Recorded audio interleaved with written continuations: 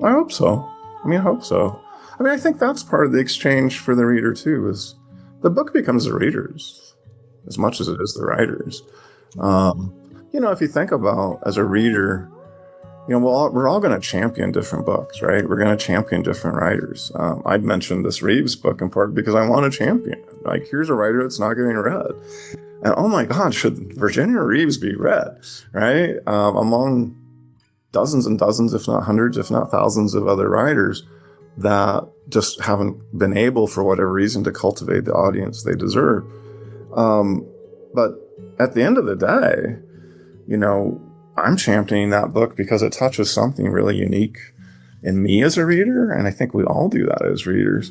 So, if the book moves people to an idea or to an acceptance or to a thought or whatever it might be, yeah, that's a powerful thing. That's a wonderful thing. I would love for that to be a bonus action, I guess, of having read the book.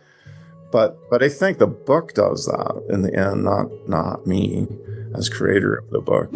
Everybody, welcome back to Living the Next Chapter, the author podcast. We get to talk to amazing authors from around the world. And if you're looking for a brand new author, he's here. Mark is here. And he's got some great books for you to fall in love with, some great stories. There's a lot of praise. I'm looking at his website right now, a lot of praise for what he's done. So we're all in good hands today. We've got a great author on the show. Mark, welcome to Living the Next Chapter. Glad to have you here. Thanks, Dave. I'm really happy to be here. Thanks for the interest, and I'm looking forward to our conversation. Excellent. Do you get to go on podcasts often, Mark, to talk about your journey as an author? I've done a handful. I haven't done a ton. I love the format. I'm a big fan of podcasts as a listener. The ones I've done as a writer have been a great joy because they I think what we'll have, it's a conversation about something that not only you do every day of your life, but that you're infatuated with, right? And I remain, after decades of writing, absolutely infatuated with writing and books and readers and writers. And I've spent I spent all of my life in one end or the other writing, but a majority of it working with writers directly too. First as a college prof, as an editor, as a writing coach. I'm on the faculty of a couple conferences, and there's just great joy in that of working with writers that are whatever stage they're at in their career. One of the beauties of writing is there's corresponding opposite beauties. One is you never blow out a knee, right? And unless you get Alzheimer's or something, it doesn't just go away. But the other is that you learn something every day. And I think that's a big message for anybody on the writing path, is that you do get better. You get better at all things with practice, and that you learn new lessons every day. I'm in my 60s now. I'm learning as much in a daily writing session as I have at any point in my life. There's great joy in that. It can be frustrating at times too, that you're like, oh, I still have so much to learn. But I think that's a great attitude to go into as well, is an openness to wanting to learn. Yeah. Let the page teach you, right? Oh, I like that. That's good. Any early feedback from readers, people who have been in your world supporting you, that kind of helped you refocus or kind of gave you some maybe things that you could tweak or get better at, improve on? Oh, yeah. I think every writer has to seek out mentors, and they also have to seek out just what I would say are ordinary readers, but ordinary readers aren't ordinary at all, right? They're readers that not only read at deep levels, but that want skin in the game in terms of just on the human terms, that they want to help. They want to help make a book better, right? And I think every writer over a career, you cultivate a handful of really vital readers. And I'm very dependent on those readers, but I'm also dependent, on mentors. I was lucky that way back as an undergraduate and then as a grad student, I had a couple of writing teachers that were incredibly giving and generous and great mentors.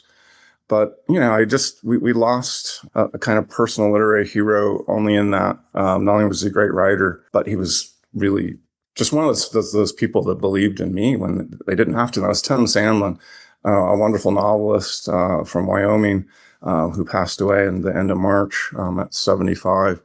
But Tim ran the Jackson Hole Writers Conference. He founded it. He ran it for over 30 years. And Tom, his only thing always with writers is I just want nice people, right? I want nice people. And I got lucky that I was teaching at a wonderfully weird alternative school at the time that his daughter attended. I didn't really know his daughter, but it was just enough for him to make the conversation and put two to two together that I was a writer. And he just championed that. I mean, he was willing to read novels in progress. He brought me onto that faculty. He just always stood by you. And that's one thing I think writers early in their careers need to hear is that unlike a lot of other communities which can get incredibly competitive, but they're pretty few and far between, it's overwhelmingly a supportive kind of community. And you need community. Nobody else believes in your work. You have to believe in your work. And then you find this handful that believe enough to want to assist you. There's nothing more important with a work in progress than having really careful readers read it as soon as it's ready to get it in some hands while you're still thinking about it. And we were talking just before we went on air. I just spent the last 2 weeks kind of reworking yet again a book that's been reworked many times, but that I think is really ready now to go out on submission. And what prompted it was first the knowledge that I had a conversation coming up with one of those really close readers, and then that conversation itself. And this is a reader who has been so important in my career. In this case, this is the second time she's read this manuscript. So she has a different level of insight on it, having that second pass through it after more revision. But I think even in anticipation of that conversation, I'm in the middle, I'm 35,000 words into a new book. And so it kind of flipped that switch to be thinking about this other book. And I almost immediately came up with solutions. And it can feel magical, I guess, at the time, but it's not. It's about having enough distance on that text to read it in a new way, and then having the advantage of somebody that cares enough to be really smart and calculated with how they read it and share that reading with you, in which you're not handed answers, but you're handed both problems that need fix. And if you're open to it and you're listening to the larger universe and, you're listening to your dreams and everything else, you start to hear, oh, there's a possible path that already exists innately in this manuscript that provides the answers for what are absent in this manuscript. And you need the help of someone else to help you see that sometimes. What's one thing that a new author tends to worry about or fixate on that you think they don't really need to worry about as much?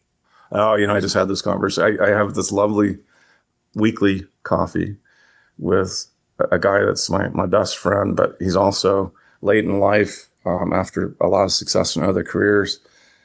He's been writing for decades, but is at that point now where he's taking that seriously, is close to a publishing deal, all kinds of fun things are happening for him.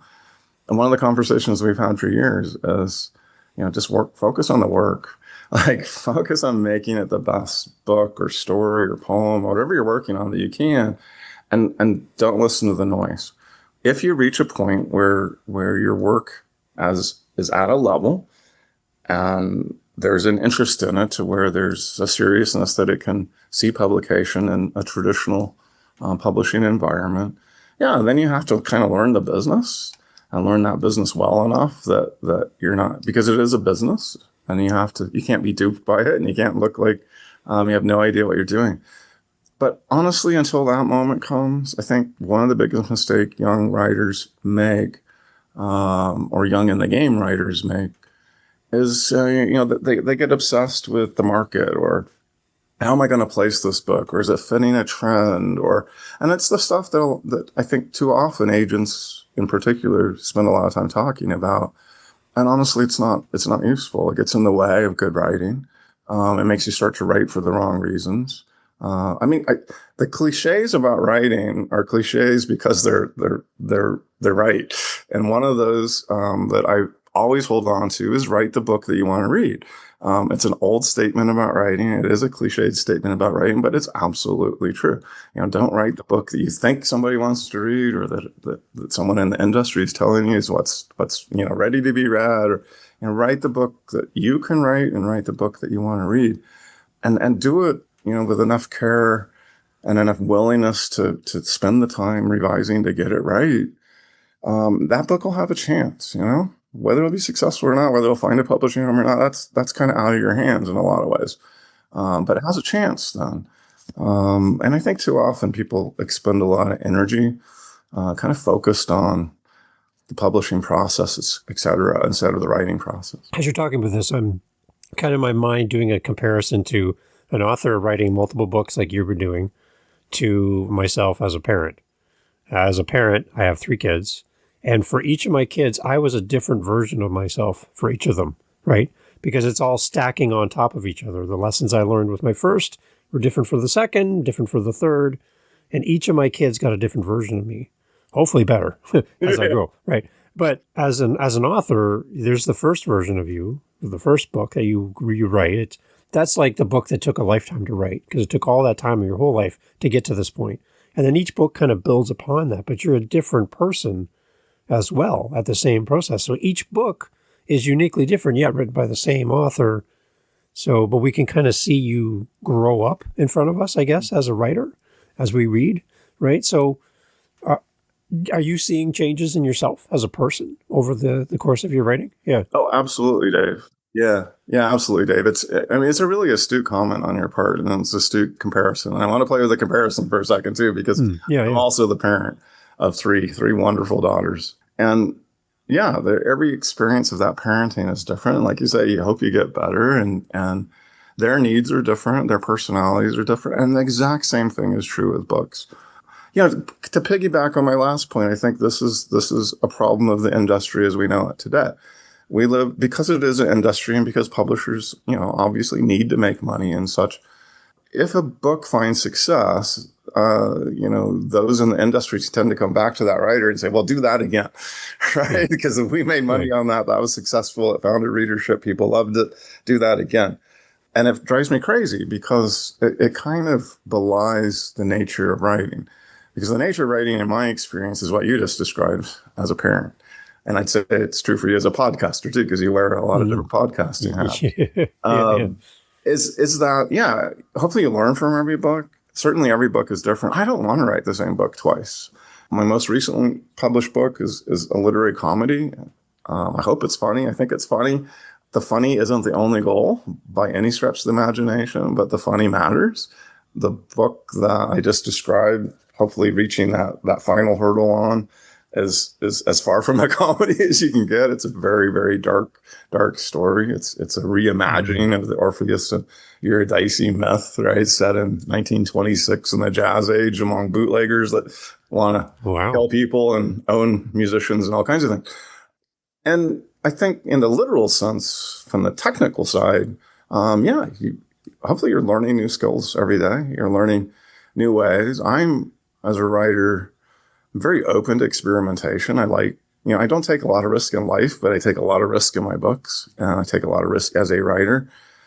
And that might mean, new narrative strategies or different points of view or multiple points of view, but it's always in service of the idea, right? Of the book's needs. That's what I'm trying to react to.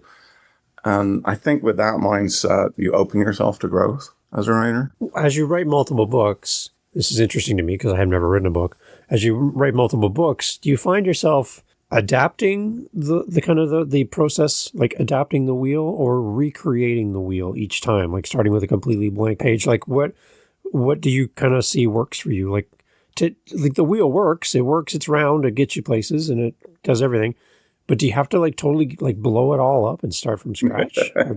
Well, what do you do? I think the smart person probably doesn't blow it all up, but I'm not that person. And I'm not that smart.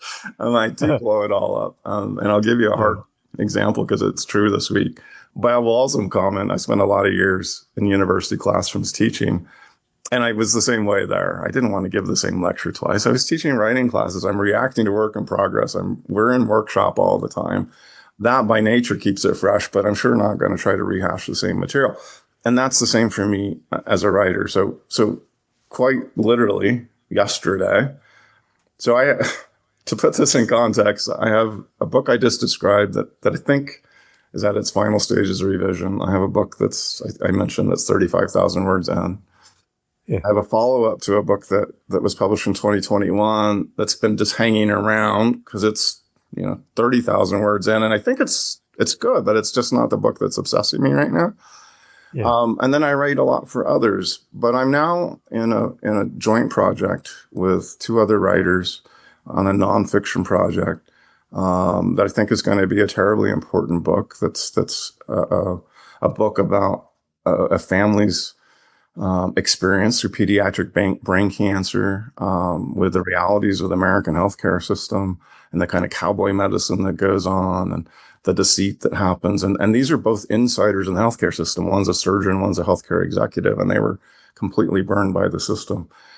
And we've been working towards that book for a couple of months now through constant interviews and such, and talking through the book and kind of developing out the raw material of the book. But this week I was like, okay, now it's time to actually pick up the pen and try to write that first page. And one of the things that I think I've been putting that off for 10 days or more.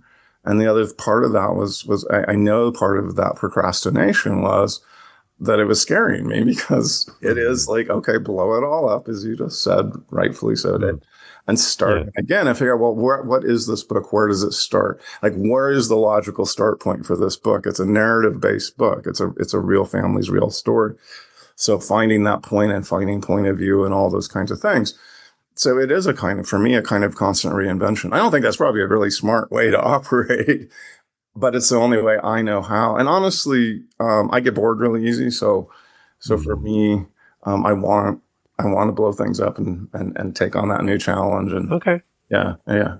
But I also think the final thing to that, Dave, and I'll just insert this real quickly, is I think you have to listen to the story, right? You have to listen to the book. I don't guide a book. I follow a book. And so those major decisions, whether that's a decision, a point of view, or whatever it might be, for me, is usually about, getting out of the way, and thinking, both intuitively, what's it seem to be saying to you, simultaneously to thinking about quite intellectually, analytically, and thinking about, okay, what's this material offer? Like, what's logical here that I could utilize, particularly in things like starting points or, desired ending points or point of view, that kind of thing. Do you find some kind of tie-in from project to project across the board that it's kind of like, as a reader, we're reading your book going, oh, this is definitely Mark. Like, I know Mark I know this is Mark's voice. I can tell it no matter what the topic, no matter what the book is about. I have Mark in front of me right now. Is there something that's kind of a signature that you have to your writing that's kind of pops up no matter what the story is? Excuse me. Dave, it's a great question. And yeah, I hope so. I hope that voice comes through in a way that, even if it's changed up radically with each book, there's a thread. And for me, yeah, I always want to be, and this has been part of my own writer's journey, is learning how to manage what I'm about to say in a way that works for readers and it isn't overblown, isn't overdone. And that's I want to be a writer who, is so caring about language that it so appreciates the precision of language and the rhythm of language that, in publishing, there's all this attempt to categorize, and it's necessary for the business needs of publishing, but it can get problematic. Because the moment you label yourself a literary writer, you lose so much of an audience. It's like, oh, I don't want to read stuff that makes me work hard. But I think what literary writing at the end is about is just really crafting really careful, fine, precise sentences and using images in interesting ways. And, I was shaken yesterday, really shaken. I saw just a brief bit of an interview with a young writer who has just landed an agent. And that agent said, before we go out on submission to editors, I want you to remove all the similes and metaphors in this book, because publishers are starting to flag that as AI. And we don't want to be mistaken for AI. And there's these certain patterns they've identified, the love of the M dash, the love of the proper metaphor that AI defaults to. So let's distinguish. And I thought, oh my God, is this what we're becoming, right? As a society. It's just, it's to me, it's terrifying. And it also seems like absolutely the most backwards advice you could ever give a writer. I mean, think about what we love to read, why we read. I mean, the power of writing is that it needs the reader, right? You're dependent on the reader. They form the images. You're painting partial pictures, and they fill in the rest of the canvas. And that gives a tremendous power that other mediums don't have. And, what's a better mechanism of doing that than telling somebody, well, it's like such and such, do you relate to that, right? I can bring you to this because of that image. And so why on earth would we want to eradicate that? I can't even begin to imagine. And I hope that advice is not listened to. I hope it's wrong. But that's kind of the brave new world, I guess, we're facing right now. But for me, I hope it's that care with language and that love affair with language. Yeah, that carries through. That you can say, oh, okay, this is a different book, but yeah, I bet this dude wrote it. All right. For the readers, where's if you were to sit down, a new reader comes up to you at a book thing event and says, I want to start reading your stuff. Where's a good place to start? Where would you say most recent? What we're talking to talk about today, or would you send them back in the catalog a little bit? Yeah, I mean, I think for me, well, two things. One, I want to ask that reader a couple questions before I gave an answer. Okay, right? Let's ask them. Yeah, let's ask them because I think everybody has different tastes. Everybody has different wants. Everybody has different needs as a reader, and not every reader reads everything. I love the reader that will take a chance on just about anything. And those kinds of readers tend to fall in love with books that they didn't know that they were going to fall in love with. And I love that. So I would start with a couple of questions. Without a reader in front of me, then I'd probably send them to, well, if you want to get a sense of at least one part of who I am, I would send them to my 2023 book, Man Underground, which is the comedy I described. And I would do that in part just because I think it's applicable to our times, which in itself is ironic. This book took a long time to write, and it took a longer time to find a publishing home for. So I think its roots, and this is embarrassing, Dave, because it was published in 2023. So I think it was accepted by the publisher in 21. It's usually about a 2-year process. I believe I started that book in 2011 or 2012. Wow. It sat on a shelf for a while. I went through some revisions. I went through some of those careful readers later in its journey that made me rethink a few things. There are parts of it that have never changed, but big parts of it that have. In an inability to find a traditional publisher for a long time, finally it did. It found a wonderful publishing home with a great publisher. But in that long journey, I took a long break from it. I wrote at least 3 other books in that time. But though its roots are in 2011, the book is actually physically set in 2009. It is a comedy about, it's a first-person narrated book about a guy, middle-aged guy, who some years back has kind of departed his life. He's moved to the Midwest of the U.S., and he's built from what looks from the street like a crazy person's thing, right? Because all you can see from the street is a door and a berm, like an entrance to, a root cellar or something. And he's built this underground house. Nobody ventures in, so they don't know that he actually has done things and built into an embankment, and it's a traditional house in some ways, very non-traditional in most ways, but that has done so in a way to withdraw from society largely. Eventually, across the book, you learn the events of the past that made him make that withdrawal.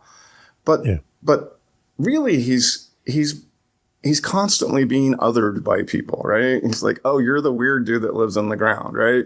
Oh, you're the guy that lives down with the snakes, you're the one that doesn't fit convention. So you're different, you're other, you're thereby, we have to label you and you're dangerous and all those things.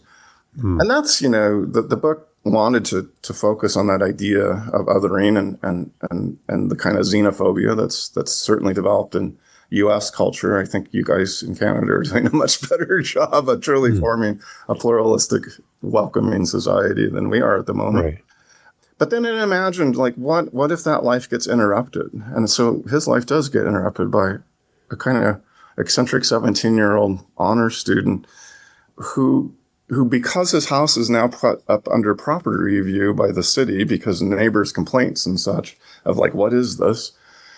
she thinks it's her job to save him somehow, to reach out to him, to protect him, to fight the city with him. So it's also this imagining of what happens when, a friendship forms out of just a random desire to help another human.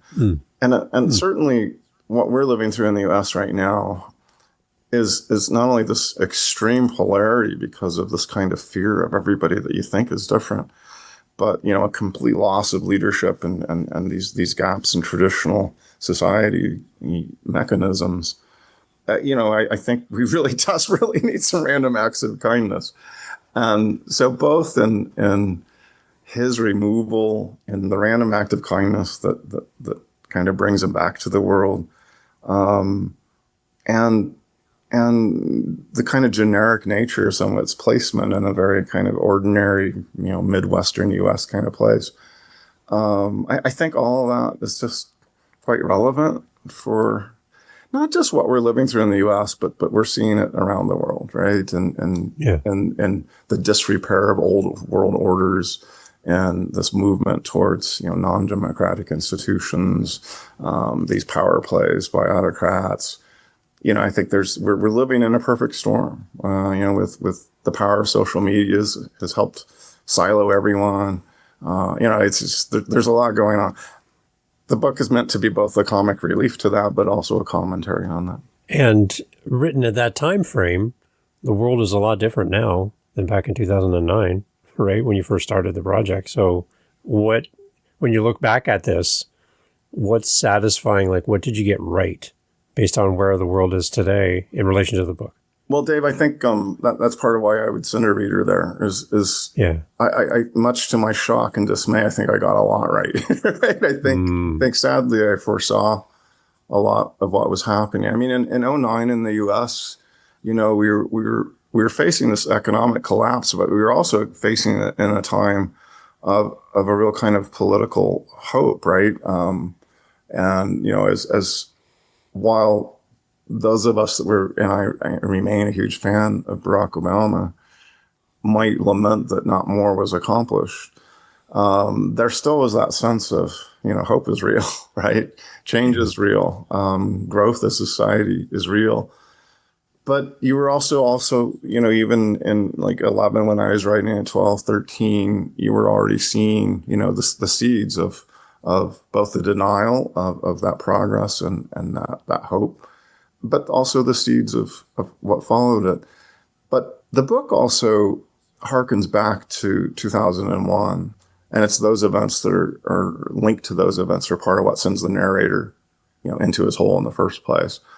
And so, I think it is interesting to look at, our experience of the 21st century thus far through the lens of some of those pivotal events of 2001, the economic collapse, in 08, this move towards autocracy in 2016, et cetera. Yeah. Interesting. Okay. Some of the feedback for Man Underground, what have you heard back from readers? You said you've had the beta readers, the book's out in the world, but what are you hearing back from readers about the book? That's been the most satisfying thing. Readers have really embraced it. The book did well with awards committees, and the book's done well with individual readers. That none of that necessary, and this is a message back to the authors in your audience. None of that translates necessarily into, the kind of sales that you feel like are going to be life changing or anything of that nature. But you do hear from readers. I do hear from readers, and the feedback it's always been personalized, and that's what's always best, right? The stories of, this book just touched me. This book, I related to it because, right? I've had a number of readers say, hey, I bought 5 copies of this book to give to friends. That's incredibly rewarding, that something you've tried to get right has touched somebody in a way that they want to share that. So yeah, I think, that suggests that something in it, touched those nerves. They were the right kinds of nerves. And those same readers have said, hey, I laughed out loud a lot during this book. And then there's this moment, where I found myself crying. And, if you can move people to that kind of emotion, that's incredibly gratifying. And, I think that's what we want as an experience as readers too. I mean, you know, I love getting lost in a book. I love closing a book and wishing it continued. And, I have a book sitting in front of me right now that it's one of those books that nobody knows. And yeah, once I finished it, I just wanted to keep coming back to it and I keep thinking about it. I think both as a writer studying craft, because it's a beautifully crafted book. It's a book called Work Like Any Other by Virginia Reeves, a book that really flew under the radar. I think it was published, I don't know, 2018, somewhere in that range. I mean, it was a long listed for the Booker at the time, but it just never got any traction.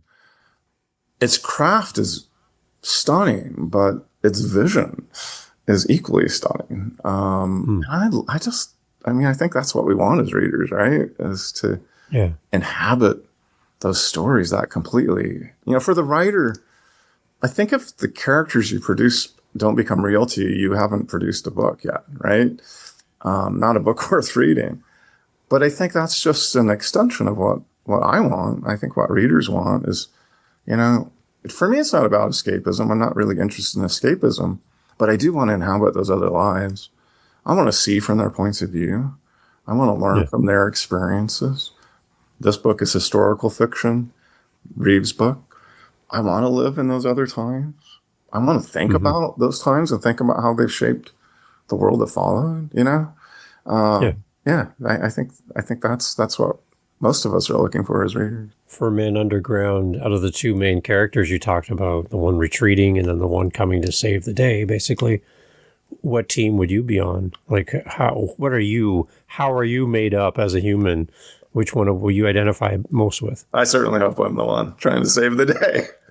And not only do I want to be that in the actual world, of bringing change and hope, and I just want to be the person that reaches out when somebody falls down, But that character, the 17-year-old, she's the greatest fun I've ever had as a writer, writing her. And she just showed up. I mean, I didn't know she was going to be in the book. She showed up pretty early in the writing process. Once I started to figure the book out, then one of the things I learned to do was I needed to introduce her even sooner. So I think she now appears maybe this third page of the book. I discovered her probably 30 pages in. She completely changed the book because she is this. I mean, part of it's her age, I think. I mean, it's her nature, but it's also her age. She's 17. And she's actually lived through tremendous tragedy, the book reveals herself. And yet she's just that light, right? That vibrant spirit, that youthful belief that in hope and change and transformation, and wants to be an active agent of that. And at the same time, she's kooky and crazy and eccentric, and I love that about her. I'm the father of 3 daughters, so I'm suspicious parts of all of them are in her. Some of the best parts of each of them are in her, but she's certainly radically distinct from them. I spent a lot of my life as a teacher, Dave, and I still teach when I can. And whether it's a guest setting or I'll do a short course now and then. I love working with young people, and I love working with all writers, but young writers in particular. And there's just this willingness, right, to open up, to want to learn, to just think anything's possible. And I was always drawn to the students that others would dismiss, right? And very often they're the geniuses in the room, but people don't know, how to help them channel that genius or how to allow their eccentricity to become a tool for good. Those were the kids I was drawn to, and I think that's part of. So this character's name is Monica. She spells it with a K. She thinks it's cool. And I want to be the Monica of the book. So this Man Underground, is that representative for you of a person that you had in mind in the process of writing, or more of a societal group as a representation of a group of people hiding out underground? Yeah, it's the latter. There's a comma in the title, Man, comma, Underground. Yes. And that comma, actually, I remember a conversation with my publishers like, no, I saw the cover and you drop the comma, I need the comma. And we had that conversation. She's like, okay, I get you, Mark. I get it. And then she said, when I rethink the book, yeah, of course I should have known. Yeah, because for me, it is, and I think the word man is problematic inherently, for the sexist reasons that it is. But somehow the title human underground didn't quite work. But that collective, that idea that he's not an isolated guy. I mean, he lives in isolation, but his experience is not isolated at all. It's repeated everywhere. I mean, one of the things I was trying to do was, because I think, societally, we are so prone to exclude, right? We're so prone to label. We're so prone to create kind of that otherness. And we do it for, because you have a different sexual interest than I do, or because we're different religious beliefs, or our skin color is different, or our ancestry is different. But I thought, well, with this guy, I'll just do the most innocuous thing in the world, right? He's a middle-aged white guy. But what makes him different is a very simple decision, right? Is to build this kind of unconventional house. And, I thought, well, what an innocuous thing. And yet I do think we live too often in cultures in which they say, oh, but that is different. So therefore, there's clearly something wrong with you. And I kind of wanted to play with that idea that it can be such a small thing, such a simple thing, right? But it's enough to make others scrutinize you in a new way, or distance themselves from you, or make assumptions about you. He has great fun. The only people he really talks to typically, because he doesn't leave the house much, and when he does, he has this very set schedule of kind of almost an OCD schedule of what his activities are that are necessary for sustaining life, and what tiny pleasures he might give himself of, a meal out or whatever. But the only people he typically really interacts with prior to Monica's interference are kids. Because he can joke with them, he can tease with them. He can be like, yeah, I live with the snakes, I collect rattlesnake tails, and they'll look at him and go, you're teasing me, right? And like, of course I am, yeah. Yeah, interesting. I like that. And I like the combination of the two. Those are two unlikely characters that would probably meet in everyday life, right? There's really nothing that naturally would put them in the same place at the same time. Right, absolutely. And I think, from a fiction writer's point of view, that's fun to start with. But I also think, I do. It's easy to get dark, I think, in the times we're living in. But if I want to be a Monica, right? If I want to be the one that still has hope, that wants to promote change, that wants to reach out and help somebody, I also have to believe, in the future. The future isn't written yet, but I think part of what's going to get us there. There's a writer I like a great deal that actually writes more on the policy side of things, but he has an interesting background that had a Substack post just this week that was essentially reflecting on a long multi-wine glass conversation with an acquaintance who are on kind of opposite sides of the political spectrum, but both label themselves as Christians and all this, trying to explain kind of his brand of Christianity, I guess. And what they walked away from in the end of the conversation is, oh, gee, surprise, surprise. We have a lot more in common than we think we have different. And I think, if we're going to heal as a society, that's the spirit we have to engage in is where can we go past difference and find connection? And Monica and the narrator are very unlikely acquaintances, and they actually become really important friends in the end. And I think, we need a lot more of that. Do you consider yourself as an author to be an influencer? No, not at all. Do you think your book has influence over people, though, to think and have them think about things and see things in different perspectives? I hope so. I hope so. I think that's part of the exchange for the reader, too, is the book becomes the reader's as much as it is the writer's. Right.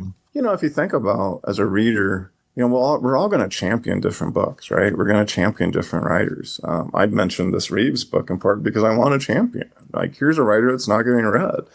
And oh my God, should Virginia Reeves be read, right? Among dozens and dozens, if not hundreds, if not thousands of other writers that just haven't been able, for whatever reason, to cultivate the audience they deserve. But at the end of the day, you know, I'm championing that book because it touches something really unique in me as a reader, and I think we all do that as readers. So, you know, if the book moves people to an idea or to an acceptance or to a thought or whatever it might be, yeah, I mean that's a powerful thing. That's a wonderful thing. I would love for that to be a bonus action, I guess, of having read the book. Yeah. But I think the book does that in the end, not me as creator of the book. And I think it's a bit egotistical if I were to try to suggest that, you know, that was the agenda of the book or something. Yeah, I mean, there's things on your mind as a writer, there's things you're trying to accomplish, there's things you're thinking about, and you know, the ideas that you dwell on, the world you inhabit, the culture you live in, all those things. But it's not a straight line influence. Yeah. In the writing. Interesting. So it certainly doesn't create an influencer mentality. And I'm deeply suspicious of that word influencer anyhow. Yeah, because you've rattled off a list of authors that have influenced and impacted you over the years. You have a book in front of you right now, right? Had that book not been written, we wouldn't have this conversation. So there are people that have a direct impact on you. So maybe impactor, or there's another word. I'm not talking about somebody as an influencer who leans up against a private jet and snaps selfies. That's not what I'm talking about. I'm talking about somebody who has a platform, people read and are impacted and influenced by what you've written to then be the Monica in this world, right? So had your book not existed, they would not even have had that train of thought. So you have an influence on an audience. I have an influence on an audience through podcasting, right? People, like you were saying, that you were like wrestling with thoughts from a book and from a writer.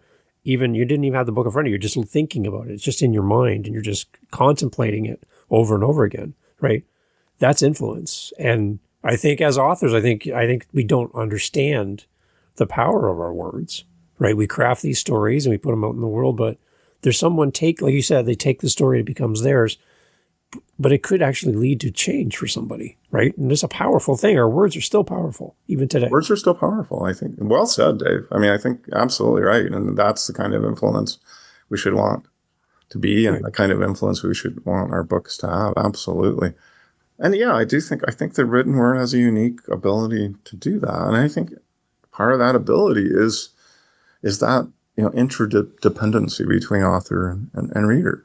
You know, I fall in love with a lot of movies and, you know, serial TV shows and the whole thing too. I love those stories as much as anybody, but they're different stories because they happen whether we're present or not.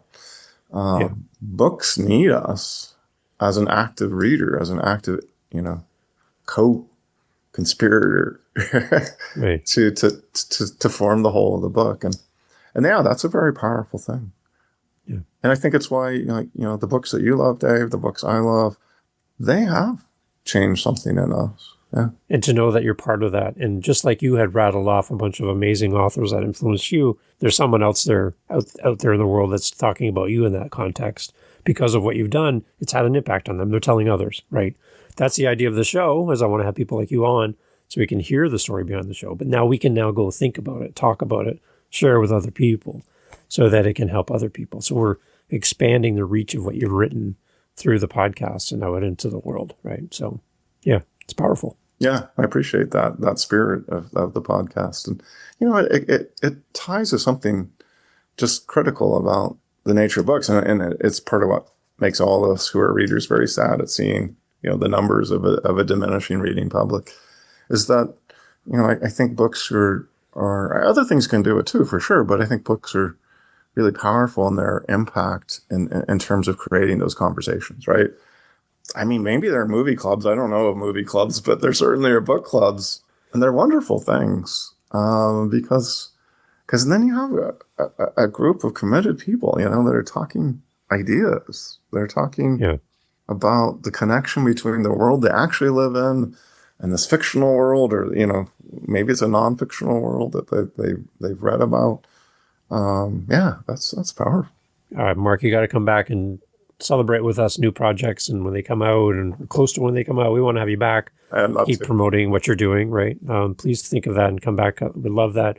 Talk about your website, Mark, before we run out the door here. Where do we go to dig deeper? There you go. How's that? Dig deeper into your world, Man Underground.